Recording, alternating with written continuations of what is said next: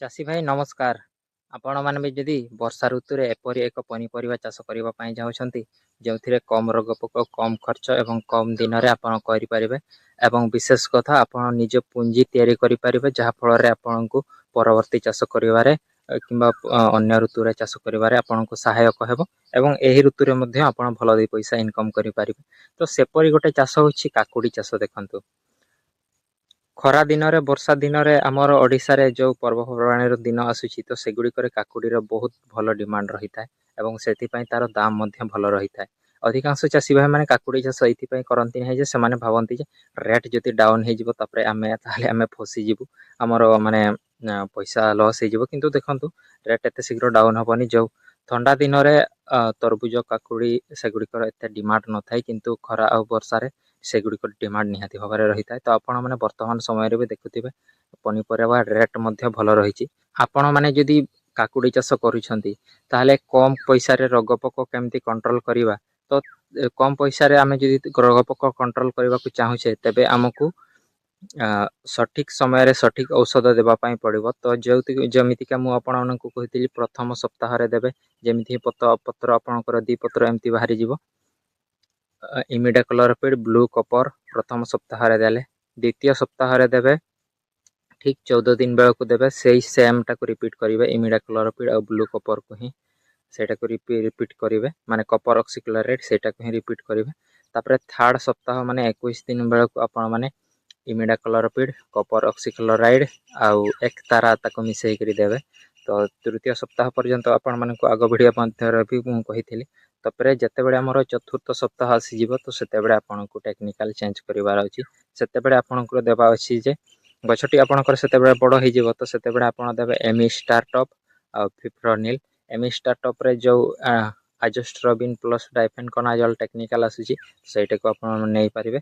ଆଉ ଫିପ୍ରୋନିଲ୍, ତ ଏହି 4ଟି ଔଷଧ ଗୁଡ଼ିକ ଆପଣ ପ୍ରଥମିକ 1 ମାସ ମଧ୍ୟରେ ଦେଲେ ଆପଣଙ୍କର ରୋଗ ପୋକ କମ୍ ଆସିବ। ଆଉ ବେଶୀ ଆପଣଙ୍କର ଯେଉଁ କାକୁଡ଼ି ଯେତେବେଳେ ପର୍ଯ୍ୟନ୍ତ ଫୁଲ ଫଳ ନ ହେଇଛି, ତ ସେତେବେଳେ ପର୍ଯ୍ୟନ୍ତ ମାନେ ଗଛରେ ବହୁତ ପ୍ରକାର ସମସ୍ୟା ଦେଖାଦେବ। ଆଉ ଯେତେବେଳେ ଆପଣଙ୍କ ଫୁଲ ଫଳ ଆସିଯାଉଛି, ତ ସେତେବେଳେ ଆପଣ ଯେଉଁ ମୁଁ କହିଥାଏ କରଜାଟ ଫ୍ଲିକ୍ ସୁପର ସେଗୁଡ଼ିକୁ ଦେବେ, ଜେମ୍ପ୍ରୋ ସେଗୁଡ଼ିକୁ ଦେବେ, ସଲୋମନ୍ ଆଉ ମୁଭେଣ୍ଟୋ ଏନର୍ଜି ସେଗୁଡ଼ିକୁ ଦେବେ। ତାପରେ ଆପଣଙ୍କର ଫସଲ ଚାଲିଯିବ ସେମିତି।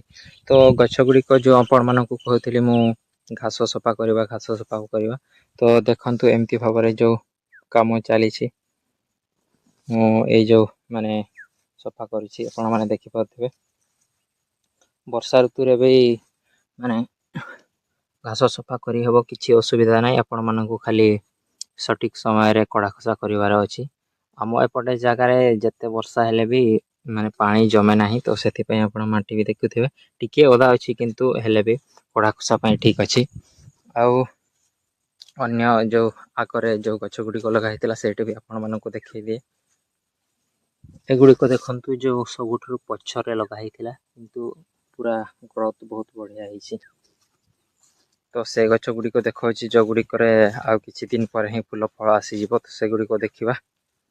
ଯେଉଁ ଏମି ଷ୍ଟାର୍ଟଅପ୍ ଆଉ ଫିପ୍ରୋନିଲ୍ ମରା ହେଇଛି, ଫଙ୍ଗିସାଇଡ୍ ଇନସେକ୍ଟିସାଇଡ୍ ମିଶାଇକରି।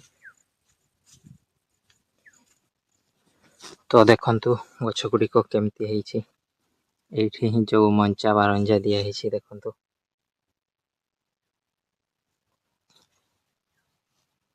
ବହୁତ ବଢ଼ିଆ ହେଇଛି ବୋଲି ତ ମୁଁ କହିବିନି, କିନ୍ତୁ ଠିକ୍ ଠାକ୍ ହେଇଛି।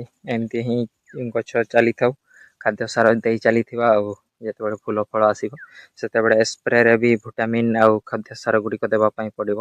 ଯେମିତିକି 0050, ବୋରନ୍, କ୍ୟାଲସିୟମ୍, ମାଗ୍ନେସିୟମ୍ ସେଗୁଡ଼ିକ ବି ତଳେ ଆଉ ଉପରେ ସ୍ପ୍ରେ ମାରିବା ପାଇଁ ପଡ଼ିବ। ତ ଆପଣମାନେ ମଧ୍ୟ ଏହି 4ଟି ସ୍ପ୍ରେକୁ ପ୍ରଥମ 30 ଦିନ ମଧ୍ୟରେ ଦେବେ। ତ ଗଛର ତମର ସେତିକି ବଡ଼ ହେଇଛି, ତ ସେତିକି ଦିନରୁ ମୁଁ ଆପଣମାନଙ୍କୁ କହିଦେଲି। ତ ଯେତେବେଳେ ପରବର୍ତ୍ତୀ ସ୍ପ୍ରେ ଗୁଡ଼ିକ ନିଆହେବ, ତ ସେଇଟା ବି ଆପଣମାନଙ୍କୁ କହିବି। ତ ମୁଁ ତ ଆପଣମାନଙ୍କୁ କହିଛି, ଫସଲର ଲଗାଇବା ଠାରୁ ପୁରା ଶେଷ ପର୍ଯ୍ୟନ୍ତ ମୁଁ ଆପଣମାନଙ୍କୁ କହିବି ଯେ କେମିତି ତାର ଚାଲିଛି, କ'ଣ ଔଷଧ ଦିଆହେଉଛି, କେମିତି ଗ୍ରୋଥ୍ ହେଉଛି, କାମ କରୁଛି ନା ନାହିଁ, ଫସଲ ହେଉଛି ନା ନାହିଁ, ସେଇଟା ବି ଆପଣମାନଙ୍କୁ ସବୁ କହିବି। ଫସଲ ହେଲେ ବି ମୁଁ କହିବି, ଆଉ ଫସଲ ଯଦି କ୍ଷତି ହୁଏ ସେଇଟା ବି ଆପଣମାନଙ୍କୁ ଦେଖେଇବି। ତ ଏମିତିକା କଥା ରହିଛି। ଆପଣମାନେ ଏଇ ଛୋଟ ଛୋଟ ଜିନିଷ ଗୁଡ଼ିକ ନିହାତି ଧ୍ୟାନ ରଖନ୍ତୁ। ଦେଖିବେ ଚାଷରେ ନିହାତି 2 ପଇସା ହେବ।